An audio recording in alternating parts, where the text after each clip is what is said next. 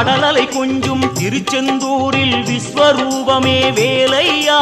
பழமுதி சோலை அறுபடை வீடும் புண்ணிய தரிசனம் முருகையா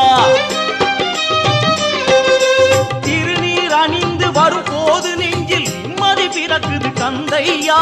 சுகனே சிவனார் மகனே உன்னை பாட பாட சுகமாகுதையா வேல் முருகா அரோகரா அரோகரா வேல்